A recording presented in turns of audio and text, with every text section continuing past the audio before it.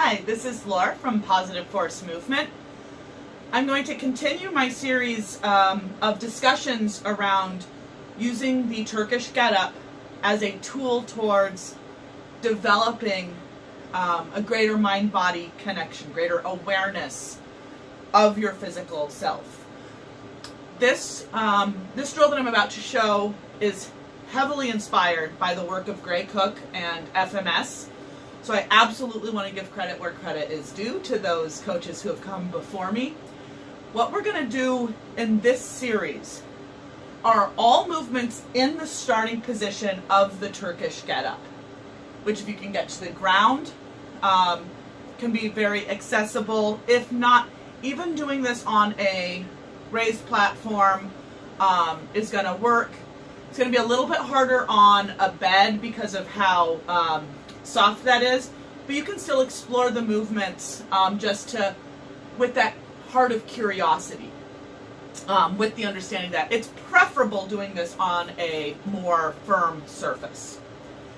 I'm going to demonstrate this using a kettlebell in the bottoms up position. So when I say that, so this would be the traditional way of holding a kettlebell. This is the rack position here, or the press position, overhead position here. The bottoms up position literally has the bottom of the bell up, hence the name. And this really forces some extra level of stability, gets a little bit of extra grip strength. It is not required. It's going to be something that you're going to go with a lighter weight bell than you would do if you were holding the bell in that kind of over position where it'd be hanging here in this triangle. If you want to do this unweighted, that is okay. Just really be mindful that we want to very much emphasize stability through the side of the body that is holding the bell, arm and leg, that whole side of the body, while moving the other side of the body.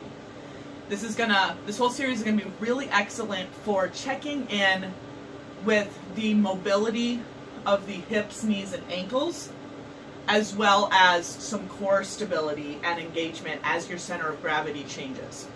So, with no further ado, what you're going to do is get into the kettlebell starting position. If you're doing this without a weight, you don't have to worry about the weight.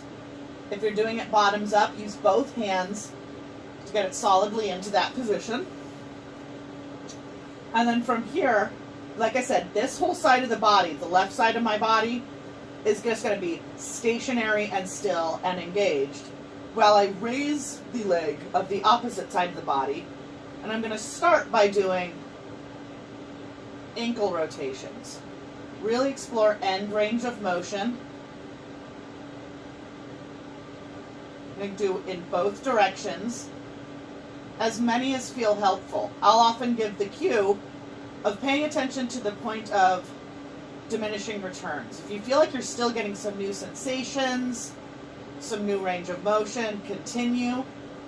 Once you feel like, okay, I've had several in a row here that feel about the same, you can switch direction or stop. Next, we're going to think about some knee flexion and extension.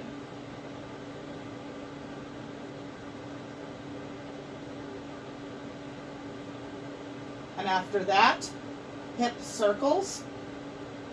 Again, exploring end range of motion while maintaining the stability through the other side of the body. Several in each direction.